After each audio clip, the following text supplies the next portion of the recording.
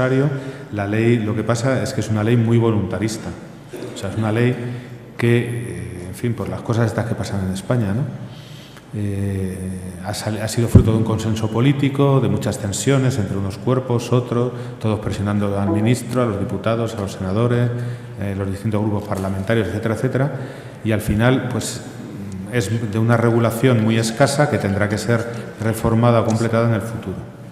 Entonces, yo voy a poner un poco de manifiesto cuáles son, a mi juicio, y ciñéndome únicamente, como ya he dicho, en los expedientes notariales, pues las cuestiones que en la práctica se están planteando y que están dando pues más problemas o que van a obligar a que en el futuro se realice alguna reforma.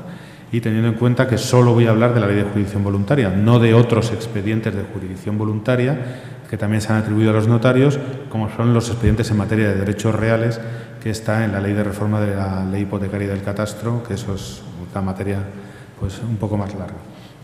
Estos expedientes, aunque sean notariales, no son ajenos a los abogados. Normalmente a los despachos notariales los clientes pues vienen acompañados por su abogado, su asesor, en muchas ocasiones, además de que en uno en concreto, como ahora os expondré, es preceptiva la intervención del letrado, ¿no? Lo primero que hay que decir es que la ley, en general, no solamente para los expedientes notariales, trata de evitar que se repitan expedientes o que se dupliquen. Obviamente, el hecho de que se pueda ir al secretario judicial, bueno, al letrado de la Administración de Justicia o al notario, implica pues que una persona puede ir al notario y al mismo tiempo estar otra parte yendo al mismo expediente a un letrado de la Administración de Justicia. Claro, la ley, como ya he dicho, desde un punto de vista muy voluntarista, lo que dice es, pues cuando se duplique, se cierra el último y continúa el primero. ¿Cuál es el problema? Pues lo veis claramente, que no tenemos conexión. Yo no sé lo que hacen los letrados de Administración de Justicia. Los letrados de Administración de Justicia no saben lo que hacen los notarios. Ni siquiera nosotros, unos notarios con otros, lo sabemos, porque la ley, uno de los mayores defectos, a mi juicio, fundado en una idea equivocada de competencia económica que venía de la Oficina Económica de Moncloa y de esos capitostes del capitalismo puro que hay por ahí pululando, pues ha extendido muchísimo la competencia de estos expedientes. De manera que, por ejemplo, en materia de notarios y de sucesiones, pues se puede ir al notario del último domicilio o residencia del causante, al domicilio del lugar de fallecimiento, al donde están la mayor parte de los bienes, a los distritos colindantes, al de no sé qué, y al final, claro, hay tantos puntos de conexión que es bastante difícil controlar si se duplica o no se duplica un expediente. Nosotros internamente, y sin que lo prevea la ley, el Consejo General del Notariado ha establecido un cruce de datos. Como nosotros todas las operaciones que autorizamos en las notarías las mandamos a través de un índice único, a una gran base de datos, pues hace un cruce y entonces se pueden detectar duplicidades. Pero, y eso es uno de los fallos, como ya he dicho, más importantes a mi juicio de la ley, no hay ninguna conexión con los expedientes judiciales, con lo cual nunca vamos a poder saber, ni ellos, ahora mismo, si existe esa duplicidad de expedientes. Por eso, una de las cosas que yo expongo luego en las conclusiones es evidentemente la necesidad de conectar informáticamente a los notarios con los juzgados, por lo menos en esta materia, ¿no? Entrando ya en expedientes concretos, bueno, uno de los primeros que más ha salido en la prensa, etcétera, que se nos ha atribuido, es la celebración de matrimonios. Ya sabéis que hubo una pequeña polémica al principio, porque las disposiciones adicionales de la ley no son muy claras. Por un lado, hay una disposición que dice que hasta junio del año que viene no entra en vigor la materia del matrimonio, pero luego hay otra disposición que regulaba ya el matrimonio. Al final, la Dirección General de los Registros del Notariado, en una instrucción de 3 de agosto de 2015, lo dejó zanjado. Desde esa fecha, de la entrada en vigor de la ley de jurisdicción voluntaria, se pueden celebrar bodas ante notario y, de hecho, las estamos haciendo con total y absoluta normalidad. ¿Qué problemas puede plantear una boda? Pues normalmente no muchos. En primer lugar, el expediente hasta el año 2017 no lo podremos tramitar los notarios, si es que para esa época, en fin, pasa algo con la ley de registro civil o a saber dónde estamos, si a lo mejor ya no hace falta ni tramitar expedientes, pero bueno. Entonces, el tema es que a nosotros nos viene un expediente del juzgado, un expediente, y nosotros, y ya se ha dado el caso, nos podemos apreciar clarísimamente que estamos ante un matrimonio de conveniencia. Pero clarísimamente, eso se ha dado ya, y en una capital andaluza, no voy a decir el nombre, de venir a casarse dos personas, fin, una paisana de etnia gitana, con un senegalés y tal, con un subsahariano, como se dice ahora, que no hablaban el mismo idioma, que no se entendían para nada y que daba la impresión de que se habían encontrado en la puerta. Pero con un expediente tramitado en los juzgados diciendo que ¿qué se puede hacer ante eso? Nosotros nada. Se podría poner los hechos en conocimiento del Ministerio Fiscal, pero nada más. No nos podemos negar a autorizar el matrimonio porque eso viene, en teoría, avalado por un juez que es el que tiene que controlar esa materia, ¿no? Por ahora, el día que nosotros hagamos los expedientes, pues en fin, ya se plantearán otros problemas. Y luego, siempre que celebramos un matrimonio, en teoría, nosotros deberíamos podernos conectar con el registro civil por Internet y enviar directamente la escritura de matrimonio al registro civil para inscribirla. Eso es lo que dice la ley. Ahora, pues no se puede hacer. ¿Por qué? Pues porque los registros civiles no están informatizados ni se les espera. O sea, que la informatización de registro civil es algo que va muy, muy, muy lento, por mucho que el ministro haga sus mítines y diga sus cosas. Él es un político y lo que tiene que decir es lo que tiene que decir, pero la realidad la conocemos. Y desde luego, bueno, aparte ya de otros problemas, ya sabéis, como que en 17 comunidades autónomas hay 9 o 10 sistemas informáticos distintos. Yo anoche, en Granada, cené con Lorenzo de Río, con el presidente del TSJ, que estaba ahí, en el Tribunal Superior de Justicia de Andalucía, y me decía, dice, yo no le puedo mandar oficialmente un oficio a un juzgado de otra comunidad autónoma. Lo tengo que hacer todavía por correo, porque los sistemas informáticos no son compatibles. O sea, que esa es la famosa informatización y modernización. O sea, mientras esas cosas no se arreglen, no se podrá cumplir. Está muy bonito ponerlo en la ley, se hará telemáticamente, tal, y luego venderlo, ¿no? Y decir, esto se inscribe en 24 horas, pero luego está muy bien ponerlo en la ley, pero luego en la hora de la verdad, pues no funciona. Otro expediente que se nos da, la separación y el divorcio. Aquí sí es preceptiva la intervención del letrado. Ahí vais a participar vosotros con vuestros clientes. Nosotros solamente podemos autorizar separaciones o divorcios de común acuerdo y siempre que no haya hijos menores o hijos con la capacidad modificada judicialmente que dependan o, bueno, exactamente, eso simplemente, menores no emancipados. Evidentemente, para saber si una pareja tiene o no hijos, evidentemente podemos pedir el libro de familia, ¿no? El problema son con los discapacitados, que ahora se llama personas con la capacidad modificada judicialmente por la Convención de la ONU a la que ha aludido Rosario. ¿Cómo comprobamos si hay o no? Nos tenemos que fiar de lo que nos dicen. Nosotros no tenemos acceso al registro civil. Hay un principio general de libertad civil, de capacidad. Nosotros lo que no podemos es un matrimonio que tiene hijos mayores, pedirle que nos presenten un certificado de cada hijo de un médico de que es capaz. Eso es absurdo. Entonces, no podemos acceder al registro civil telemáticamente, que sería lo correcto, al menos para ver la competencia, ¿no? Luego, se ha hablado también que si los matrimonios que tienen hijos menores no comunes pueden acudir a este expediente. Yo creo que en la práctica se está haciendo y yo creo que sí se puede. Porque, claro, el tema es que no se puede acudir a este expediente cuando hay que ir ante un juez, porque el juez tiene que adoptar medidas con relación a los menores. Pero si el menor es de uno solo de los progenitores y el convenio no les va a afectar, ahí no hay ningún problema. Otra cosa es que en el convenio se pretenda decir algo sobre la convivencia de ese menor, ¿no? En ese caso sí. A nosotros se nos da la potestad de que si entendemos que alguno de los acuerdos puede ser dañoso o gravemente perjudicial para uno de los cónyuges o para los hijos, pues podamos advertirlo a los otorgantes y si a pesar de eso no quieren cambiarlo, negarnos a autorizar la separación o el divorcio. En esos casos, pues evidentemente lo que habría ya es ir a un juez, evidentemente. Porque nosotros ya sabéis que los notarios, cuando hay una denegación de funciones por alguna razón, en principio nosotros dependemos orgánicamente del Ministerio de Justicia y se podría hacer un recurso de queja por denegación de funciones ante la Dirección General de los Registros y del Notariado. Pero en esta materia de jurisdicción voluntaria no actuamos en ese ámbito administrativo. Actuamos en un ámbito que antes, como ha explicado Rosario, estaba radicado en sede judicial, aunque no contenciosa, y por tanto nuestras decisiones no tiene sentido que se recurran. O sea, si yo considero que un convenio es gravemente perjudicial y por eso me niego a firmarlo, ya tiene que ser un juez. Lo que no tiene es absurdo que vaya y el director general del registro de notariado diga, pues a mí me parece muy bien. Pues eso no es, el director general no es un juez. O sea, el recurso no sería administrativo, sino ya sería directamente judicial. Luego, en el convenio tienen que intervenir los cónyuges, lógicamente asistidos por el letrado y de una manera personal. Y ahí ya se plantean pues toda la problemática de siempre, ¿no?, de los poderes, de si se pueden hacer poderes, etcétera. Yo creo que aquí, igual que en el matrimonio, que ya sabéis que se puede celebrar un matrimonio por poder, pero el apoderado no es un verdadero apoderado, sino que es lo que se llama un nuncio mensajero. O sea, es decir, hay que determinar con qué persona te vas a casar, etcétera, y no puedes cambiar nada, porque evidentemente el apoderado no va a decidir, pues esta no me gusta, me caso con otra. Eso no lo va a poder hacer. Y aquí en el divorcio tampoco. O sea, yo creo que tampoco se puede dar un poder genérico para divorciarme, ¿no?, o para separarme, ¿no?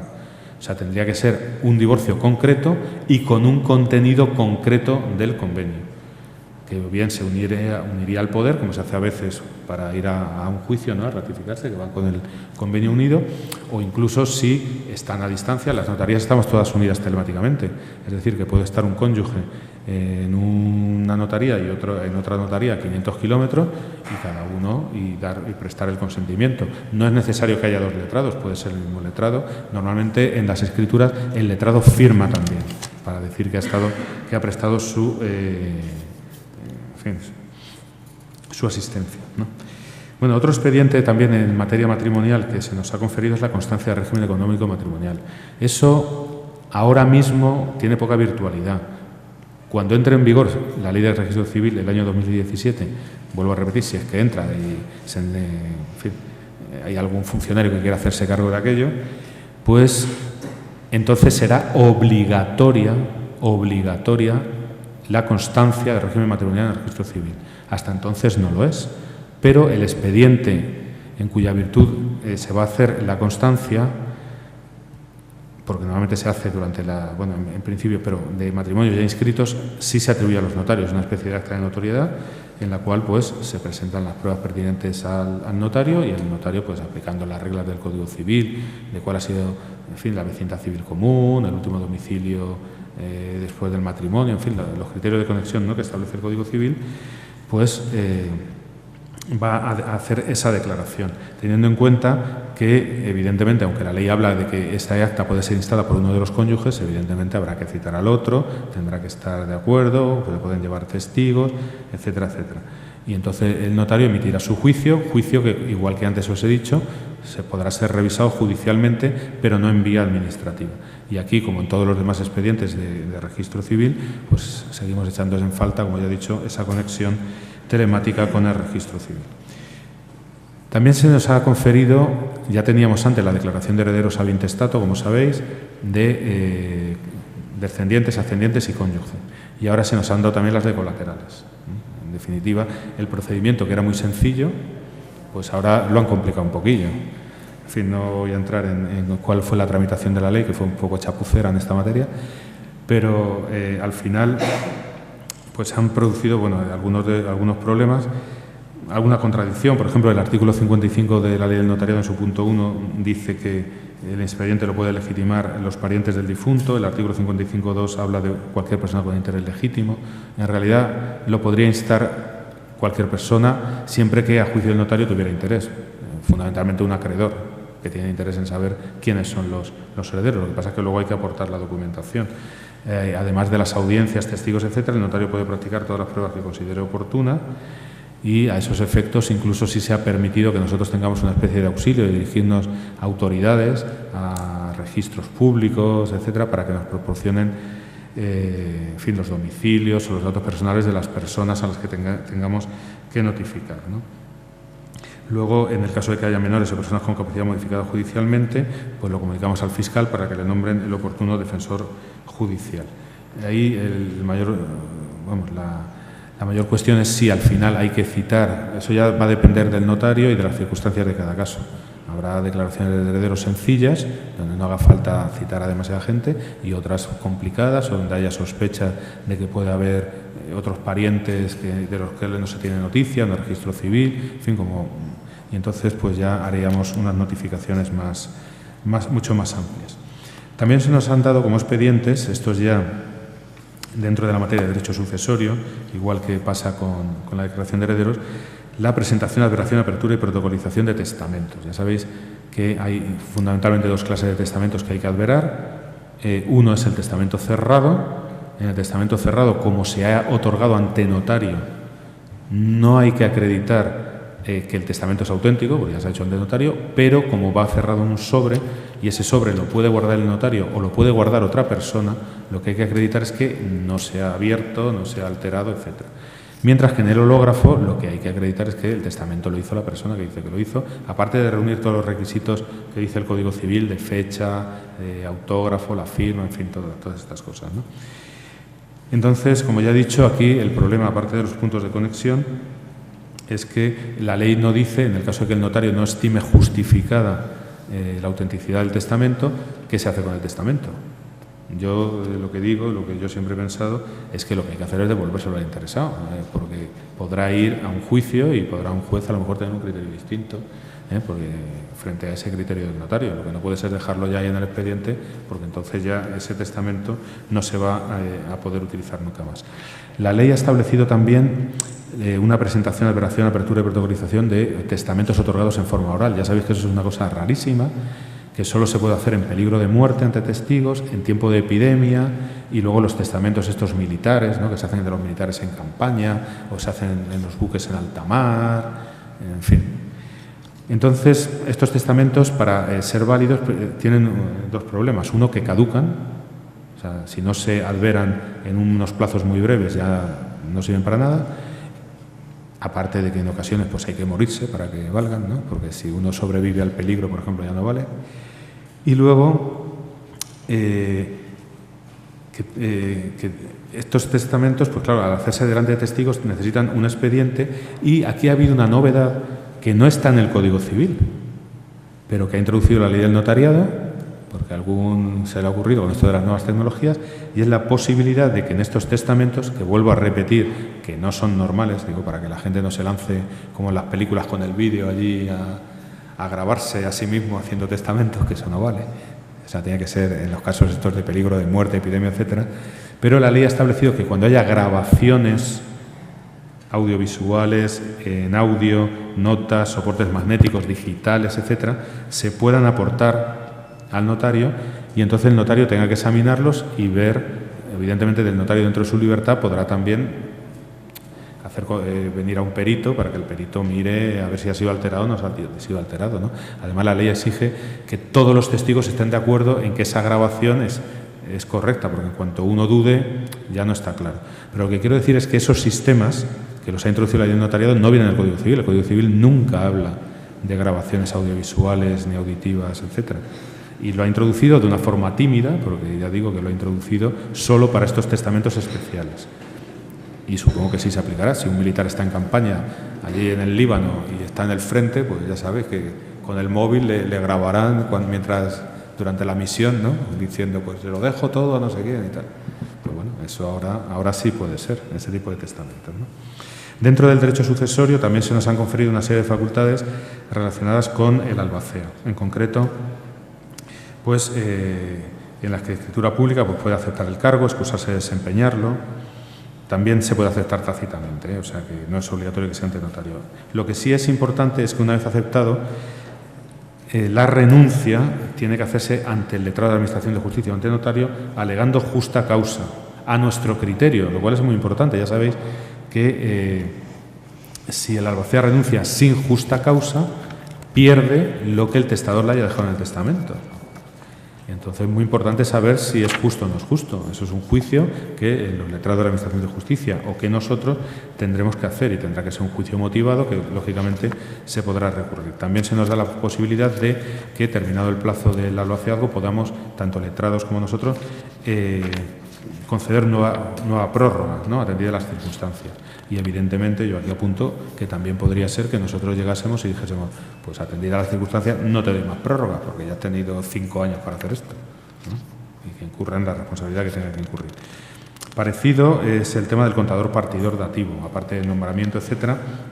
Ahora el artículo 1057 del Código Civil permite que se pueda pedir el nombramiento de contador partidor dativo tanto ante el letrado de Administración de Justicia como ante notario. Y aquí el mayor problema, a mi juicio, es la propia designación. El sistema de listas de peritos que nos han puesto es un sistema caótico. En un colegio como notarial como Andalucía es un desastre. ¿Por qué? Porque dicen, no, todos los años los distintos colegios mandarán los listados al colegio. El decano cada año sacará una bolita y dirá el apellido con el que se empieza. Entonces, claro, ¿qué es lo que pasa? Andalucía es enorme. O sea, aquí, ¿cuántos colegios de abogados hay aquí? Vamos, es una barbaridad. Y no te digo arquitectos, no sé qué. Pues tú me imaginas el follón que es eso cuando se podía haber organizado, pues no sé, por provincias o por los juzgados lo suelen hacer por partidos judiciales, ¿no? Nosotros También. lo tenemos hecho Claro. de otra manera, sí. Entonces, el sistema... No le interrumpí, pero bueno. El sistema es un poco absurdo. Yo creo que habrá que reformarlo, viene en el reglamento notarial, en fin, de alguna forma para hacerlo ágil. Luego, otro expediente que nos ha dado es la aprobación notarial de la partición en 2 casos. Ya sabéis que cuando hay pago en metálico de legítimas, la partición la tienen que consentir todos los hijos o descendientes y si no, pues antes era la aprobación judicial, ahora la podemos hacer nosotros, y también en el caso de la realizada por el contador partidor dativo cuando no la aprueban todos los herederos y legatarios. Evidentemente no se puede uno negar así con las buenas, tendrá que dar sus razones y entonces el contador partidor pues podrá optar normalmente o bien por impugnar nuestro juicio ante un juez, que se podrá hacer, o bien por retocar lo que haya que retocar para que la partición sea correcta. En cuanto a la repudiación de la herencia y la aceptación del beneficio de inventario, ya sabéis que ahora ya son actos que necesariamente se tienen que hacer ante el notario. La repudiación de la herencia antes se podía hacer ante el juez con un escrito indubitado, no hacía falta que fuera un documento público, pero ahora solo se puede hacer ante el notario. El artículo 1008 se ha reformado, igual que la aceptación de la herencia a beneficio de inventario. No obstante, hay que tener en cuenta que en algunas legislaciones, como pasa en Aragón o en Cataluña, la repudiación todavía se puede hacer ante el juez. Y desde mi punto de vista ahí se está discutiendo mucho. Pero yo creo que, aunque en la ley de jurisdicción voluntaria al final sabéis que tiene una lista enorme diciendo esto es legislación básica del Estado, esto no sé cuándo y tal. Evidentemente una ley estatal, así por las buenas, no puede modificar una ley de derecho civil foral autonómico. Y si la ley de derecho civil foral autonómico sigue concediendo las competencias a los jueces, pues en esa comunidad autónoma la van a seguir teniendo los jueces. Ese es mi punto de vista. Bueno. Luego también se nos da, por ejemplo, la intimación para aceptar o repudiar, que ya sabéis que es una notificación, ¿no?, que se hace a un heredero para que acepte o repudie y que si no se dice nada en un plazo de 30 días, pues se entiende que se acepta pura y simplemente. Aquí lo único es que antes se permitía que el juez fijara otro plazo, a nosotros no se nos permite, son los 30 días y se acabó, ¿no? Luego lo de la petición de la formación del inventario del derecho de deliberar, aquí la redacción ha cambiado, entonces ya sabéis que hay una serie de supuestos en que siempre la herencia está aceptada a beneficio de inventario por ley, ¿no?, que es la de los tutores cuando no cuenta con autorización judicial, la del hijo, la herencia dejada a los pobres, evidentemente la del Estado, comunidades autónomas, etcétera. Entonces, fuera de estos supuestos, uno puede, ya sabéis, aceptar a beneficio de inventario. La aceptación a beneficio de inventario requiere pedir, no solamente decir que se quiere hacer uso del inventario, sino hacer luego un inventario dentro de los plazos que marca la ley. Terminado el inventario, la ley lo que dice es que si se ha reservado uno el derecho de deliberar, tiene otro plazo para decidir si acepta repudia o si acepta pura y simplemente a beneficio de inventario. Algunos autores, sin embargo, consideran que son dos cosas distintas. O sea, una cosa es hacer uso del inventario y otra cosa es aceptar a beneficio de inventario. Ya veo que me estoy yendo un poquillo, es que vamos muy pillados. Bueno, que algunos entienden que aunque pidas el inventario, eso no significa aceptar la herencia. Y que, por tanto, tú luego puedes aceptar la herencia años después. O sea, que ese plazo después del inventario para aceptar o repudiar solo se aplica cuando se hace uso del derecho de deliberar, pero no cuando se dice que se hace uso del inventario. Es una cosa un poquito sutil jurídicamente, ¿no? Pero la dicción literal de la ley pues va un poco por ahí, porque ha cambiado el artículo que antes hablaba de aceptar a beneficio de inventario por hacer uso del inventario. Entonces algunos ya dicen que no es lo mismo hacer uso que aceptar, tal. En fin, no me puedo extender mucho. Luego están los expedientes en materia de obligaciones. El primero, el ofrecimiento de pago y la consignación. Aquí hay evidentemente una gran diferencia, porque cuando se hace una consignación ante un letrado de la Administración de Justicia y el notificado acepta el pago, el letrado dicta un decreto en el cual se tiene por aceptado el pago y se mandando cancelar la obligación y la garantía. En cambio, nosotros, cuando acepta el pago, nosotros no podemos hacer ese decreto, sino que hay que ir al juzgado a que pidan que se mande cancelar la garantía, lo cual, evidentemente, pues desde mi punto de vista no tiene mucho sentido, porque el procedimiento tendría que ser paralelo completamente, ¿no? Y lo mismo en el caso de que el acreedor se oponga al pago. En nuestro caso, para los notarios nos dicen, pues se devuelve lo consignado y se acabó, se cierra el acta. En cambio, en el caso de los letrados de la Administración de Justicia, se dice, no, usted, antes de devolver, se lo comunica al acreedor por si el acreedor consiente que se retire la consignación, porque ya sabéis que según el 1181 del Código Civil, si el acreedor consiente que se retiren las cosas consignadas, pierde toda preferencia sobre la cosa y los codeudores y fiadores quedarán libres. Yo pienso que, aunque no lo diga la ley, nosotros podríamos notificar para producir ese efecto, ¿no? Y, finalmente, evidentemente, cuando en la consignación hay una resistencia, es lógico que solo el juez pueda decir que está bien hecha. Nosotros no podemos hacerlo, aunque yo pienso que, precisamente, hablaba ahí de las cuantías pequeñas, etcétera. Yo creo que hay deudas clarísimamente, ¿no? Sobre todo cuando no hay oposición, porque si uno te dice, yo rechazo la consignación por esto, por esto, por esto y por esto, pues bueno, vaya usted al juez y que se lo resuelva. Pero cuando uno no dice ni pío y rechaza la consignación porque sí, pues hombre, si tienes el título y son 300 euros y te hay consignado 300 euros, pues es una tontería tener que ir al juez por 300 euros, ¿no? Como se decía ahí, ¿no? Yo creo que ahí la ley debería reformarse. Otro expediente, el de reclamación de deudas y deberes no contradichas. Ya sabéis que se ha hablado del monitorio notarial. Toda esta historia no es un monitorio, es simplemente la creación de un título ejecutivo. Nosotros hacemos una notificación y con esa notificación, dependiendo de cómo esté hecho el expediente, pues se crea un título ejecutivo, ¿no? Aquí ha habido una mala práctica, porque claro, yo creo que la Ley de Jurisdicción Voluntaria, el artículo 70, regula muy claramente cómo hay que hacer las notificaciones y que las notificaciones siempre tienen que hacerse personalmente por el notario. Entonces, ha habido práctica de algunos grandes despachos de abogados, eso lo tengo que decir, de Madrid, de Barcelona, que han cogido cientos de deudas, han ido a un notario de esa y han dicho, empezar a mandar cartas. Y esto es la reclamación de deuda de contradichas. El Consejo tomó cartas en el asunto en cuanto lo supo, sacó una circular diciendo a los notarios que ni se les ocurriera hacer eso. Y, de hecho, en este colegio incluso se abrió expediente a una notaria por esa razón. Eso no se debe hacer. Ahí estás vulnerando todos los derechos del deudor, pero todos absolutamente. O sea, es una locura, tanto para el notario que lo haga como para el despacho de abogados que lo inste, porque eso, claro, lo que pasa es que ya sabemos lo que pasa. Hay grandes despachos de abogados que representan a grandes compañías a las que los bancos han vendido créditos basura, miles o decenas de miles, y que de pronto quieren ejecutarlos y quieren rápido, no quieren que haya problemillas. En fin, de esas prácticas evidentemente no son éticas. Bueno, no voy a entrar en el tema de las subastas porque ya simplemente decir que las subastas notariales, el problema es que el artículo 77 de la ley notaria dice que las subastas voluntarias se rigen por las mismas reglas que las forzosas, es decir, que ahora todo se tiene que hacer a través del portal del Boletín Oficial del Estado, ¿no? Entonces, ¿se puede hacer una subasta fuera del portal? En fin, algunos dicen que sí, pero no sería ya subasta notarial, sería otro tipo de subasta. Nosotros lo que hemos intentado desde el Consejo es evitar la apariencia de que una subasta es notarial no siéndolo. Es decir, cuando se hacen subastas por Internet o empresas privadas y luego pretenden que eso se protocolice en un acta notarial. Eso, desde nuestro punto de vista, es dar una apariencia que no es. Ese proceso no lo ha controlado el notario.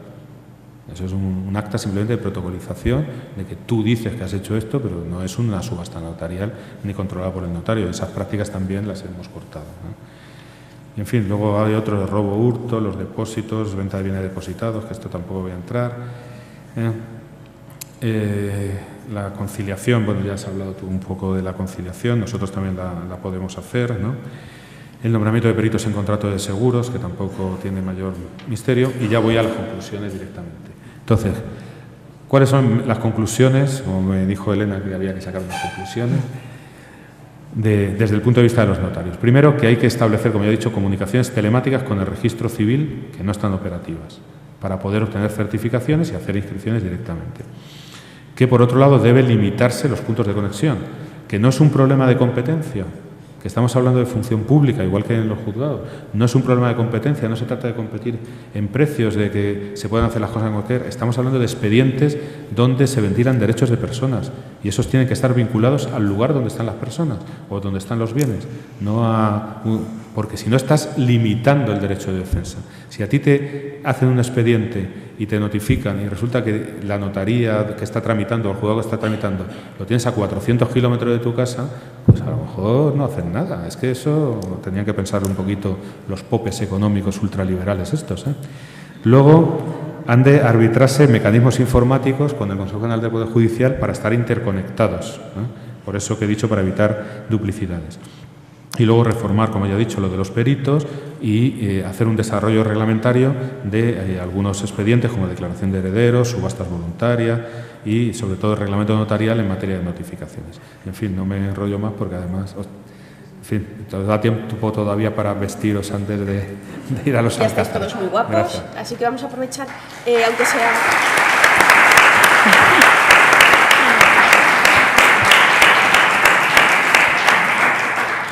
La verdad que es un trabajazo para los ponentes el tener que preparar una materia tan extensa para darla en media hora, habiéndose retrasado la intervención más de media hora por la intervención de autoridades y bueno, que se tenga que juntar con el siguiente acto que es a las 8:30.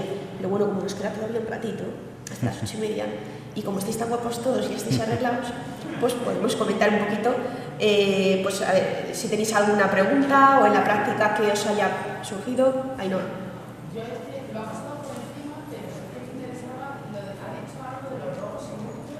Sí, de letras de cambio. No, las letras de cambio.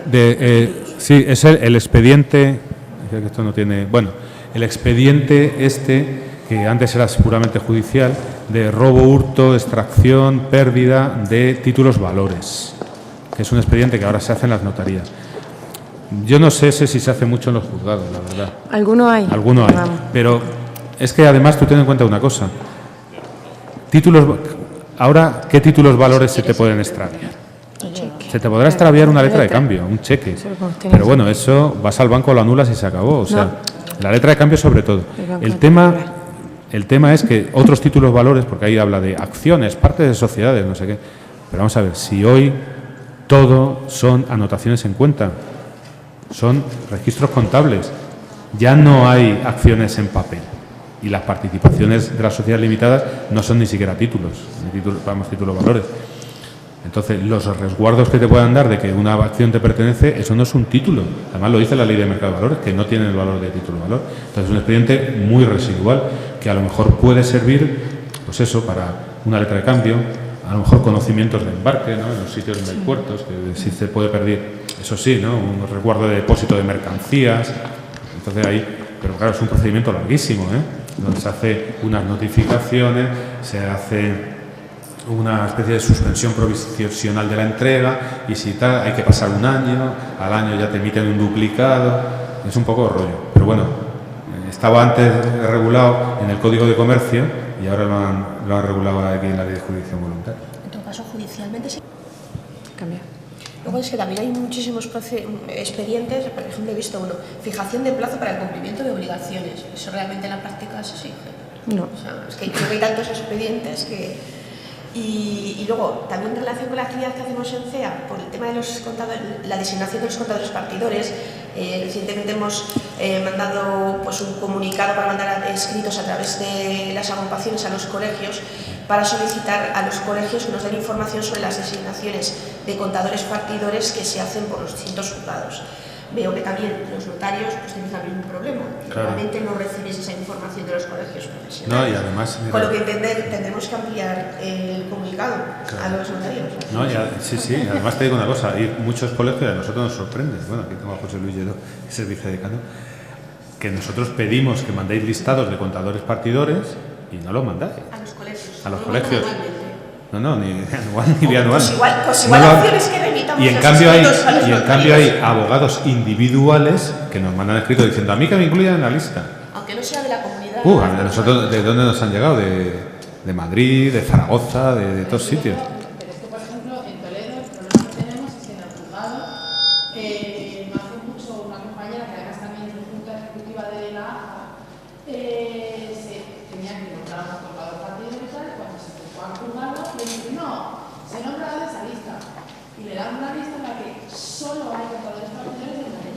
Cuando todos los años, en Toledo, los colegiados de Toledo nos apuntamos a una lista y solo hay de Madrid. Y digo, pero ¿y esta lista?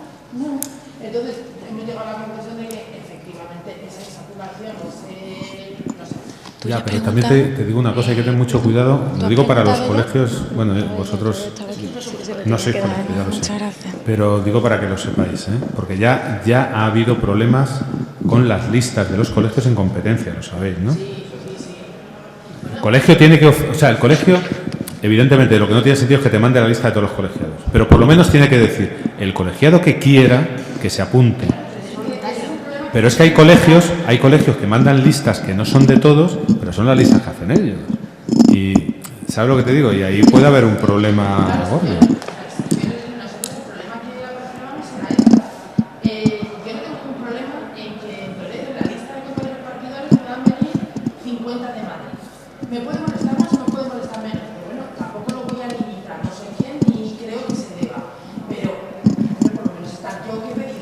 Claro. Pero no claro, así es imposible que me pueda tocar, porque no estoy en esa lista. Entonces, no sé qué tipo de control, ni siquiera sé si realmente se hace en el juzgado. Pero eso ¿quién es el que tiene que hacer? Ya, pero eso lo tendréis que hacer a través de vuestro colegio o del Consejo General de la Abogacía. Eso es lo que estamos haciendo nosotros.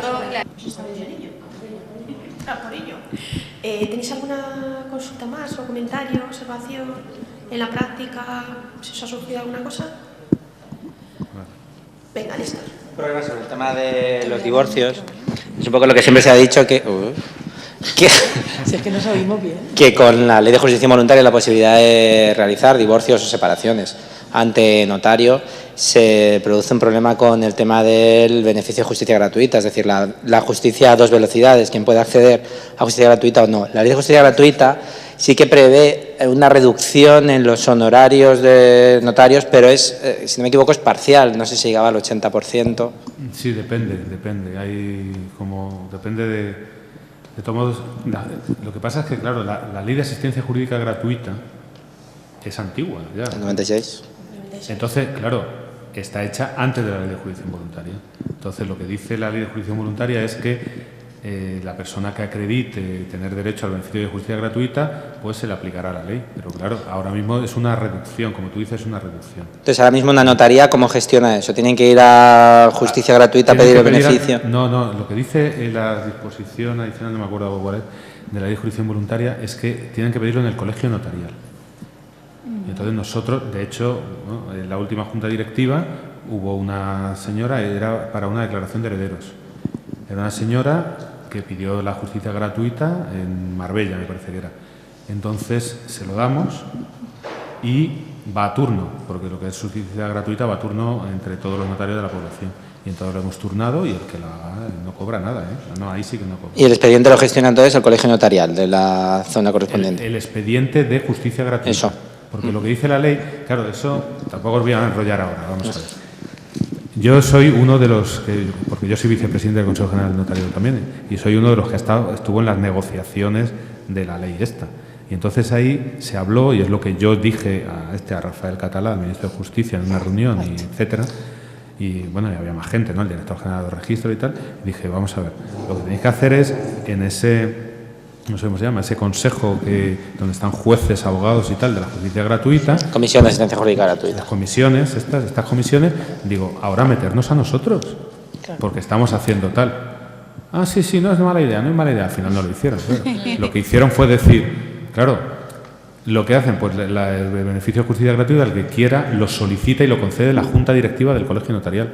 Cuando lo lógico, que yo lo propuse, y ya te digo que no me hicieron ni caso, cuando era que nos hubieran metido en esa comisión y entonces ya estaríamos todos allí y allí saldría lo que... habría unidad de criterios, entre otras cosas, ¿no? ¿Y es un acuerdo de ese colegio notarial o es en general todos los...? De la Junta Directiva. No, eso en toda España. Toda España. Sí, pero sí. La disposición final 19ª. Exactamente. Pero si yo voy con mi resolución de la Comisión de Justicia Gratuita al notario, no me vale. Al colegio. Y el colegio lo que tiene que ver es que, claro, el sistema que han establecido es así. O sea, los papeles que llevaron a la comisión me los tienen que traer a mí otra vez, para que yo los vea. Claro, pero el problema que yo veo ahí es el siguiente. Yo necesito un abogado para hacer un divorcio de mutuo acuerdo. Entonces me voy al colegio de abogados, me dan abogado. Y ahora digo, hombre, me voy más rápido por un notario y tiene que ir esa persona entonces al colegio notarial a pedir otra vez la justicia gratuita para el divorcio. Pero vamos a ver, es que nosotros la justicia gratuita la concedemos en día y medio, macho. O sea, sí, pero me refiero a que hay que abrir, a que hay duplicidad de expedientes. Yo tengo que abrir un expediente para que me den un abogado, para que me haga el convenio, me lo prepare todo y tal. Sí. Y cuando eso lo tengo preparado, tengo que ir al colegio notarial para que abrir el mismo expediente que he hecho para el abogado, para que me lo den. Bueno, pero es que porque la ley... Pero que ya te digo que eso es que la ley lo ha establecido así, entonces, que no tenía que haber sido así. Si yo propuse que fuera de otra manera, no me hicieron caso. Una vez que el colegio se turna a cualquier... entre los notarios de la población. De la población. ¿Y es gratuito totalmente? Depende del que sea. Ahí la disposición... Sí, la disposición esta dice... el siguiente, en materia de sucesiones, declaración de herederos ab intestato, presentación, adveración, apertura, lectura y protocolización de testamentos y formación del inventario. Y luego en derechos reales del linde, amojonamiento, etcétera, etcétera, etcétera. Entonces, el tema que dices tú de divorcio, por ejemplo, lo que sí se aplicaría no sería el expediente entero, sino solo lo que dice la reducción que dice la ley del 80%, creo que dice. Divorcio de mutuo acuerdo en el que a fin de cuentas yo creo que sí, es alternativa a la competencia. Lo que se dice aquí, lo que se dice aquí es solo para estos expedientes sí tienen que pasar por el colegio. Claro, pero la ley 196 lo que dice las prestaciones señaladas en el apartado anterior. Claro, pero si, por ejemplo, responda. Uno de esos expedientes, lo que sea o como sea, lo empiezo judicialmente, pero al final vemos que llegamos a un acuerdo y pues mira, nos vamos a un notario, pero yo ya tengo mi resolución de la Comisión de Asistencia Jurídica Gratuita que me reconoce, como decía Rosario, esa reducción en los aranceles. ¿Tengo que pasar por el colegio aún así si se trata de una de esas...? No, porque no es uno de esos expedientes. ¿Pero si se trata de una de esas materias? De una declaración de herederos, por ejemplo, testamentos, sí, claro. Son solo materiales. Sí. Es que ahí la asistencia jurídica la tenías que haber pedido en el colegio, no en otro sitio. Entonces, por ejemplo, a mí me designan como abogado para un divorcio de mutuo acuerdo. Sí, pero el divorcio no está incluido en esas materias. Sí, no, pero me refiero, no, es solo un expediente. Yo solicito abogado de turno de oficio para un divorcio y entonces ya tengo reconocido la justicia gratuita. El artículo, no me acuerdo cuál, de la ley 196, dice que el abogado y procurador gratuito y, si no me equivoco, una reducción del 80% de los aranceles notariales. Luego, yo como abogado ya puedo ir a un notario y decir, yo tengo la resolución, no, porque hagamos una reducción del 80%. Porque está sujeto a turno, todo eso está sujeto a turno. O sea, tengo que ir al colegio con esa resolución para que me turne un notario y ya ese notario me cobrará solo el 20%. Vale. Eso, exactamente. Hay que pasar por el colegio para que te turnen. Porque si no, habría... Ese trámite dura un día, ¿eh? Bueno, sí, pero que no es... Ya. No, el problema sobre todo que estamos planteando es que es una reducción al fin y al cabo del 80%, no es del 100%. Se produce de todos modos una justicia a dos velocidades. Eso sigue manteniéndose. Vamos a ver, un divorcio sin liquidación de gananciales, que es otro tema. O sea, lo que es el divorcio puro y duro, eso que cuesta, ¿no? 80 euros, 90 euros, 100 máximo. ¿No? Sí, o sea, que no estamos hablando Pero en el juzgado es gratuito. Sí, pero ahí hay una pequeña diferencia. La velocidad. Bueno, no vamos a discutir este tema porque tenemos... La velocidad del tiempo. No, hay una pequeña diferencia. Lo que yo no cobro, a mí no me lo paga nadie. Un abogado de oficio cobra.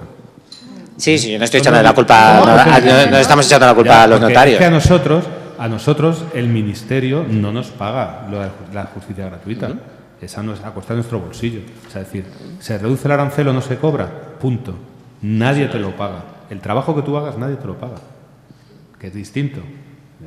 A vosotros sí os lo pagan, tarde y mal, pero os lo pagan. Pero es que a nosotros no nos lo pagan ni tarde ni mal. No, sí, a ver, que conste que no era una protesta contra los notarios, sino contra la ley de asistencia jurídica gratuita. La perspectiva diferente con la que abordamos el fenómeno. Claro, pero que por eso, pero que era lo que decía también antes, que hace falta una modificación, que lo que no podemos hacer es los parches legislativos que estamos haciendo de ahora modificamos la ley de jurisdicción voluntaria, pero todas las leyes que van detrás o que están a los lados de esa ley no se modifican, con lo cual nos vemos retrasados. A los notarios se les da competencias con esa reducción de aranceles trabajo que al final no cobra o está mal pagado, pero que no le remuneran por otro lado. Abogados de oficio que estamos mal pagados o tarde y nunca. Entonces, ¿qué es eso? O sea, que lo que hace falta es una... Te he empezado diciendo que yo, Sí. que por desgracia he tenido que participar en esta y otras leyes en Madrid, si tú vieras cómo se legisla, te echabas a llorar, ¿eh? Es una chapuza, una auténtica chapuza. O sea, no hay criterios técnicos para nada. O sea, hay gente que hace los criterios técnicos, no, yo me he hecho informes de leyes técnicas y tal, y no hacen ni caso. Esto al final, política. Solo política.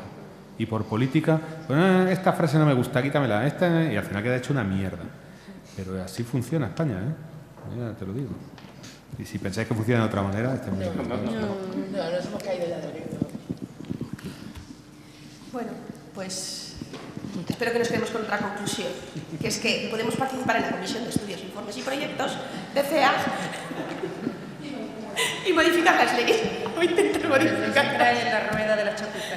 No, que nosotros sí que hacemos buenos informes, ¿verdad? No, sí, tenemos informes buenísimos siempre. Bueno, muchísimas gracias a todos.